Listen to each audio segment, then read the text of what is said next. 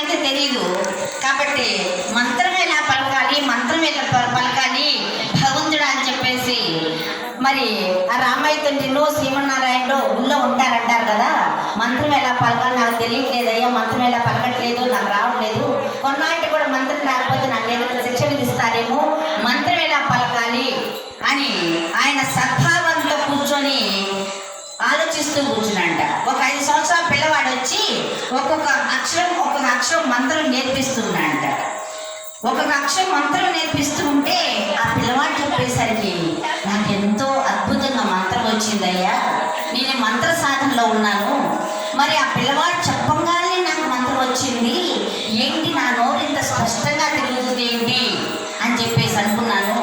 అయ్యా ఎవరు నువ్వు, ఏ గ్రామం నీది, ఎక్కడి నుంచి వచ్చావంటే ఆయన కృష్ణ పరమాత్మగా నాకు దర్శనమిచ్చాడు, అంతకంటే నాకేం కావాలయ్యా, మరి ఈ రాజ్యాలు, రాజ్య వైభోగాలు, రాజకుమార్తెలు నాకెందుకయ్యా అసలు, కాబట్టి నువ్వు చెప్పిన మంత్రం వల్ల నాకు ఎంతటి ఆధ్యాత్మిక విద్య వచ్చింది, సాక్షాత్తు ఆ కృష్ణ పరమాత్మే నాకు దర్శనమిచ్చాడు, నాకెందుకయ్యా అని చెప్పేసి అంటే మంత్రి గారు ఆశ్చర్యపోయారట.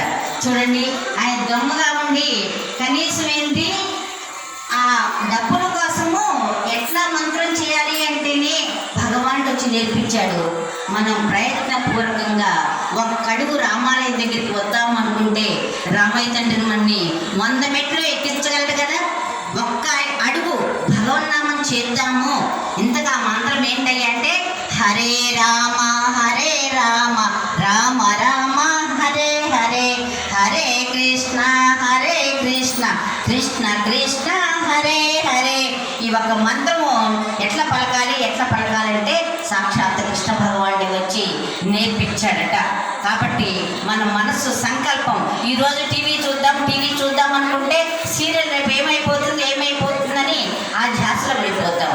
మరి ఈరోజు రేపైనా అయ్యగారు మనకు పూజ చేపిస్తారు, లేదా మంత్రం నేర్పిస్తారు, మరి ఏదైనా చేపిస్తారు, గుడికి వెళ్దామని చెప్పేసి అనుకున్నామంటే ఈ నామ సంకీర్తన చక్కగా వారం భజన పెట్టుకున్నారు, మిమ్మల్ని అందరూ కూడా తిరుమల తీసుకెళ్తారు, అన్ని చోట్ల కూడా తీసుకెళ్తారు, అన్ని ఆధ్యాత్మిక కార్యక్రమాలు బాగా జరుగుతాయి. కాబట్టి మనం వారికి వద్దాము, ప్రతిరోజు కూడా వద్దాము, వారం కాకుండా అని ఒక సంకల్పం పెట్టుకున్నామంటే ప్రతిరోజు ఆ రామయ్య తండ్రి మనం చేపట్టుకొని నడిపిస్తాడు.